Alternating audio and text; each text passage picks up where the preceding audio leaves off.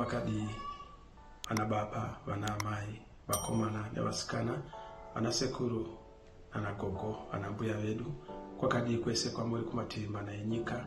Tiri kuuyawo pano tichikukorokotedzai, tichikutendai kuti mava boka kana mhuri yedu imwe chete pa CNC News Channel yatakatanga inopa nhau, muono, pfungwa nokugovana. Munoziziva zvikomo zvinopanana mhute, munoziziva kuti chungu zuro zvinogovana majuriko, munoziziva kuzvanza zvinogezana, munoziziva imwe kuti kubatirana durikadenga kubatirana. Saka tiri kufara tinoya pamwe chete nokutendai.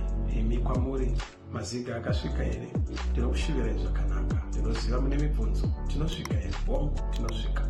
Ndinoziva mune mibvunzo, tichagadzirisa rini dambudziko ra2023? Hatisi kuzomirira 2028, tirikugadzirisa izvozvi namhla zvino. Saka tiri kuuya kwamuri, ivai nemufaro, ngatibatanei, ngative nerudo. Isu tiri mazviri, we are in it. Our God is in it. God bless you.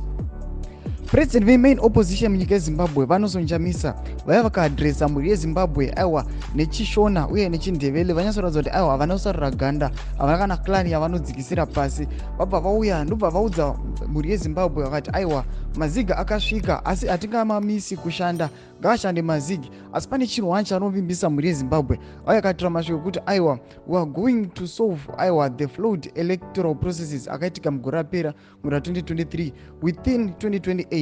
Aiwa ati from this period kusvika muna 2028 hatombosviki pane mamwe maelections tinge tagadzirisa. Amene vanozonjamisa vari kugadzirei kandi vari kurongei kana kuti chii chavari kuziva kuti chii chaitika. Asi vaya vakaadresa mhuri yeZimbabwe vakati aiwa musatya, ndoziva kuti vanhu vazhinji vakapera hope, asi don't worry tichagadzirisa nhau dzemaelectoral processes gore rinori. Avo mhuri yeZimbabwe chimbotiudze mafungiro enyu, munoti kudii pamusoro pevhidhiyo ramuchangobva kuona iri. Pinai mucomment section medu mutidze mafungiro enyu, musangano subscribe, kulike, channel on the bell icon.